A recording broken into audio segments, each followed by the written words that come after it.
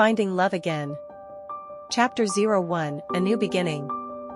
It's a cold Saturday in November, and I wake up feeling groggy. Noon has already come and gone, and while you might think I'm lazy for sleeping in, there's more to the story than meets the eye. I didn't wake up just from fatigue. I feel different today, like I've been reborn into a world that's not quite the same. Maybe I have.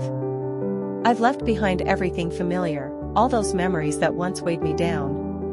Well, most of them. I haven't left behind people, just memories, and not all of them were pleasant. There was one person who loved me more than anyone else, my grandmother.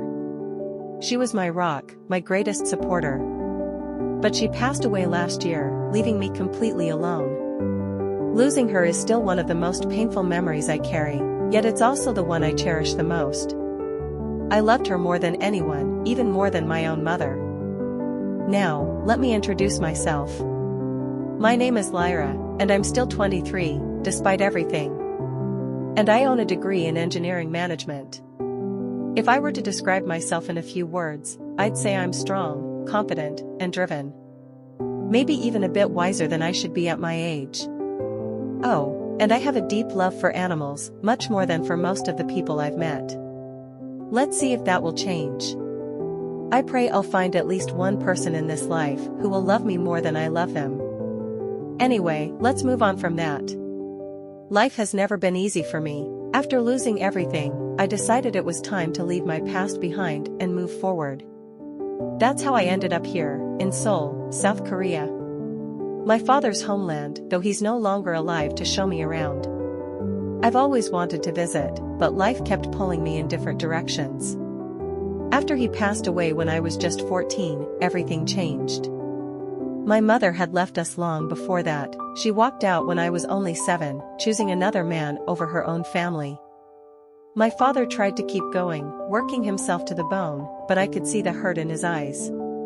He was never the same after she left, and his broken heart eventually took him from me, too. After his death, my cousins never stepped in to help, so I had to fend for myself while also caring for my grandmother. I had to put aside my ultimate dream and take a different path, but in time, I've come to appreciate this new direction. My first dream? It's just a hobby now, and I've made peace with that. This is my first time in South Korea. I was born and raised in New York, so you might think I'm out of my mind for taking this leap. But honestly, it feels freeing to start anew, far from everything that once weighed me down. I applied to a South Korean university for my master's degree, which I can afford while working full-time.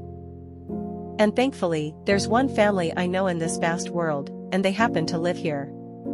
They became my only option after my grandmother's death. Currently, I'm staying with my aunt. Well, she's more like my father's friend's sister. I don't plan to stay long, though. It's not a sustainable situation, but when I called her to tell her I was coming, she was thrilled and welcomed me with open arms. She told me I could stay as long as I needed, but I know they're facing financial difficulties of their own, and I don't want to be a burden. I need to find a job and a place of my own as soon as possible. Anyway, enough with the heavy stuff. It's time to start my day, even though it's already past 1 p.m. After cleaning up, I head downstairs to join everyone for lunch. My aunt greets me warmly. I only vaguely remember her from when she visited our house once when I was around 5 or 6. This is my first time meeting her husband and daughter, Michi. Her husband seems reserved, and I can sense he's not thrilled about me staying here.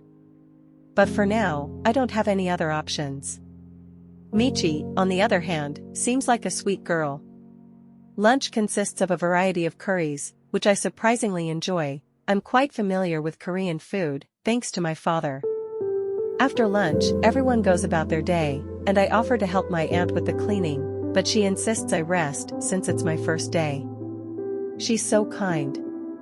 With nothing else to do, I decide to take a walk. It's a bit cold outside, so I grab my jacket and my phone. I'll need the map since I'm not familiar with these streets. But don't worry, I can speak Korean, my father taught me well. As I wander through the streets, I take in the beautiful sights. There are cafes and shops everywhere, and the road is lined with flowers, making the walk even more enchanting. My mind drifts to thoughts of coffee and cake, but I'm already full from lunch. Before I know it, the time has slipped away, and it's already 6:15 p.m. I decide it's time to head back. Dinner passes quietly, and after a long day, I finally retire to bed. Tomorrow, I need to prepare for my job interview on Monday. The reason I even got the interview so quickly is because I applied to a few companies before I arrived, and 2 of them already did their first round of interviews online. Let's hope something works out. Good night.